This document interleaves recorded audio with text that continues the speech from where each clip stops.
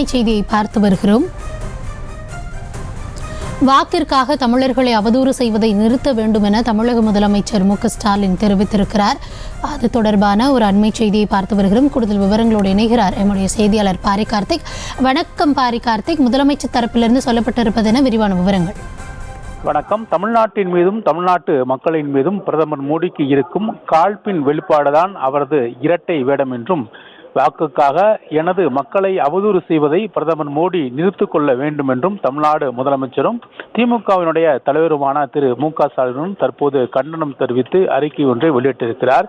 அந்த அறிக்கையின் அடிப்படையில் தேர்தல் பரப்புரையில் நாகரிக வரம்புகளை மீறாமல் கொள்கை கோட்பாடுகள் செயல் திட்டங்கள் மீது ஆக்கப்பூர்வமான விமர்சனங்களையும் தங்களது ஆட்சியின் சாதனைகளும் முன்வைத்து வாக்கு சேர்ப்பதில் முன் உதாரணமாக திகழ வேண்டிய பிரதமர் மோடி அவர்கள் வெறுப்பு பேச்சுக்களின் மூலம் மக்களிடையே பகை உணர்வையும் மாநிலங்களுக்கிடையே குரோதத்தையும் தூண்டி வருவது நல்லதல்ல என்றும், மேலும் முன்னதாக உத்தரப்பிரதேச மக்களை இழுத்தும் பழித்தும் தென்னிந்தியர்களை பேசுவதாக தமிழ்நாட்டு மக்கள் மீது அபாண்டமாக பழியை சுமத்தியிருந்தார். மதம், மொழி, இனம் என மாநிலத்தின் பெயரால் இன்னொரு தரப்பு மக்களை தூண்டிவிடும் செயல் ஆபத்தானது என்று அப்போதே நான் கண்டனம் தெரிவித்ததையும் சுட்டிக்காட்டியிருக்கும் முதலமைச்சர் அவர்கள், சகோதரத்துவத்தை வளர்க்க வேண்டிய அரசியல் தலைவரே பகை உணர்வை தூண்டுவது போல பேசுவது தவறு என்றும் கூறியிருந்தேன். ஆனாலும் தமிழ்நாட்டு மக்களை மோசமானவர்களாக இழித்தும் பழித்தும் பேசுவதும் வழக்கத்தை மோடி நிறுத்திக் கொள்ளவில்லை என்றும் குறிப்பிட்டிருக்கிறார்.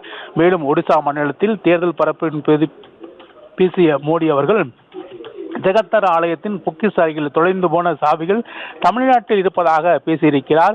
இது கோடிக்கணக்கான மக்களால் வணங்கப்படும் புரி ஜெகநாதை அவமதிப்பதோடு ஒடிசா மாநிலத்தோடு நல்லுறவும் நேசம் கொண்ட தமிழ்நாட்டு மக்களை அவமதிப்பதாகும் என்றும் குறிப்பிட்டிருக்கிறார்.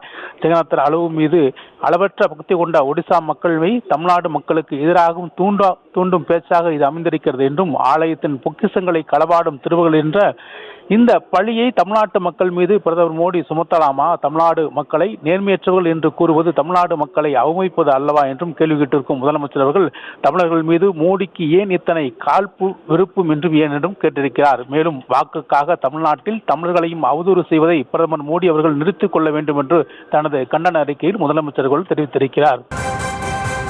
முதலமைச்சரின் அறிக்கை தொடர்பான உங்களுடைய விவரங்களுக்கு நன்றி பாரி கார்த்திக். செய்திகளை உடனுக்குடனும் துல்லியமாகவும் தெரிந்து கொள்ள சப்ஸ்கிரைப் பண்ணுங்க.